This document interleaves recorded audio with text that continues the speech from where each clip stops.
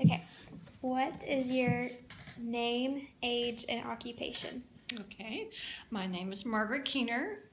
My age is 69, and I'm a retired registered nurse. Where did you live during the war? Illinois. I the war started when I was a senior in high school, Carlinville, Illinois, and then I went to college in Jacksonville, Illinois, which was about 30 miles away, and then I don't think the war ended until I was married. So I got married in '69. So, but we still lived in Illinois the whole time. How old were you when you got married? About when the war 22. ended? 22. What were your parents' occupations? My mother was a housewife, and my stepfather, who raised me, was a farmer. What kind of things did you do for fun in high school? Movie. We had an indoor, and in the summertime we had an outdoor drive-in theater and bowling. And as a family, we did boating and water skiing. And how old were your siblings at the time? All younger. I have a sister that was 2 years younger. I have a brother 7 years younger. And then I had a sister who was 14 years younger. Why do you think the U.S. got involved in the war? My impression at the time is we were trying to stop communism and the growth of communism in the world. How did you feel about the war at the time? There was a lot of mixed emotions because it was a very trying time. Some of us were hawks and for stopping communism and supporting our vets and our army people and our government. But then there was a whole sect of people who believed the war was a mistake and it was wrong. And I dated a boy when I was in school that was very much against the war. And so there was a lot. So it was confusing for all of us, even no matter which side we were on. We were trying to believe. I always felt like the government wouldn't fool you, and that what they did was right, and that we were a good and honest nation. But some people didn't think that. Would you say you felt pretty informed about what was going on? Oh, it was on the news every night. That's all you could see. It was really the first war that was totally covered constantly. You couldn't turn on the television without it being in your face. In what ways were you affected by the war, whether in school or friends and family, anything like that? I had two friends from high school that were actually killed there. My brother was too young to serve, but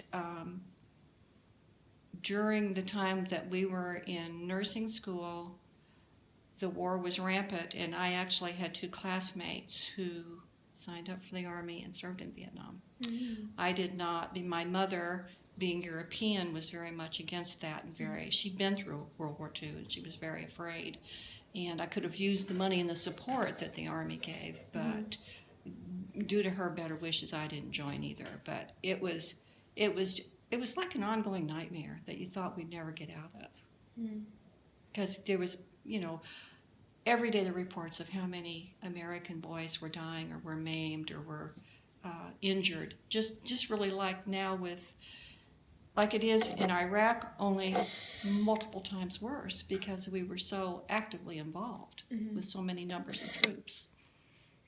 In your opinion, how was this war different than other wars the U.S. had previously been involved with? They couldn't identify the enemy because it was North Vietnam against South Vietnam, much like maybe North and South Korea would be today. And you really couldn't identify the enemy. And it was an underground war. There was a lot of tunnels and the jungle warfare was very difficult. They would spray with Agent Orange, and which came to really hurt a lot of people. But I think coverage was different. No other war was covered on a day-to-day, minute-by-minute basis, with the reporters being grounded. Other wars, it was just in the newspaper. Right. And the fact that it was difficult for them to identify their enemy, just as it is in Iraq today. Mm-hmm. Because, one Arab might be your friend and the next Syrian or Arab might be your enemy. Yeah. Same with them. What were some events that you remember about the war, if any?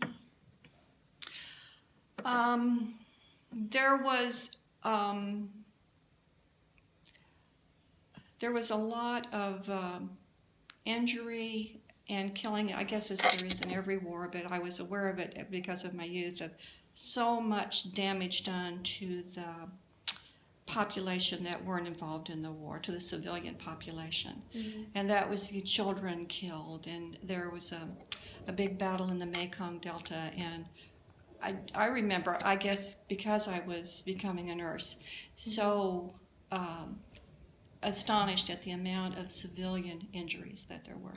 But I think there were in every war. We just weren't aware of it as much. But you'd see it on the television every night. Remember the one little girl, she lived, but she was on fire with napalm, and there were pictures of her everywhere running through the streets, and her body was ablaze. She was naked and she was on fire. You couldn't see the fire because I think it was napalm. It was kind of invisible, like. So it was striking. How would you say the leadership in the U.S. was at the time? At the time, I thought they were doing the best they could do. Hindsight now, when I'm in my late 60s, I don't believe they were committed to win. I don't think they did what they needed to win. I think the people in the Oval Office and the senators and who other powers may be need to listen more to their generals and the people who know how to fight a war. I don't think they were committed to win. Would you say you were generally pretty interested in learning about the war? Was it something that you didn't really want to listen to just because it was so violent? Oh, I think we listened constantly. Yeah. We were educated and we were involved and we had friends there. I had a boyfriend over there at one point in time that we were riding back and forth to, so naturally you would be interested. And then I had friends from my own class in nursing serve there. So we were constantly aware. At the time, would you say you were more for or against it, and has that changed since? Yes. Probably pro at the time. Didn't question my government as much. But now I'm a little more cynical about that. And if they had committed the resources to actually defeat the enemy, we probably would have been for it, but I don't think they did. In what ways do you think the war affected the United States, either in society, government, military? Well, I certainly think it was the first war where the American public had a big faction that was opposed to it. I think during World War II, even though I wasn't alive then, I think everybody was for the effort and everybody was behind the effort and everybody did their part and we were a unit. When it comes to the Vietnam War, we definitely were not. There was great factions who were giantly opposed, burning their draft cards, going to Canada, not wanting to serve because of the great opposition. So I think that's probably...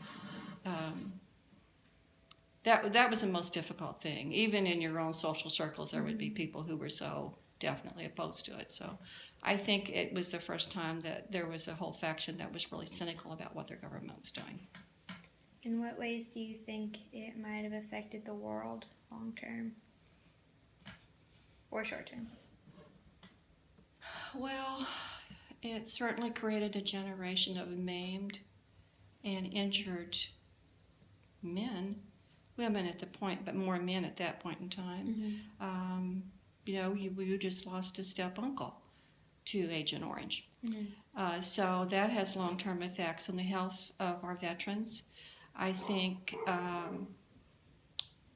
any war or any change you make to society affects it forever.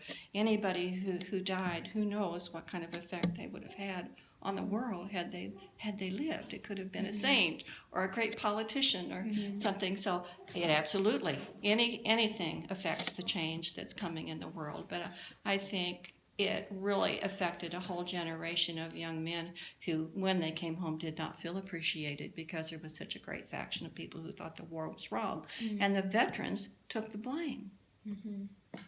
So. I know I asked you earlier about events that really stuck out to you, but is there any one emotion or image that comes to mind when you hear the Vietnam War? I had a friend when he came back from there, and we were talking about the war at one point in time, and I remember him saying that he was deep in the ground, in the jungle, a foot soldier, and he said it felt like a hell I'd never wake up from. He said there were some points in time when you get so tired and you had been days without a proper bath or proper meals or anything, and he said I really felt like I had died and gone to hell. And I've never forgotten that. That's a horrible thing we do to people. Yeah. And it was a horrible, hot, nasty war.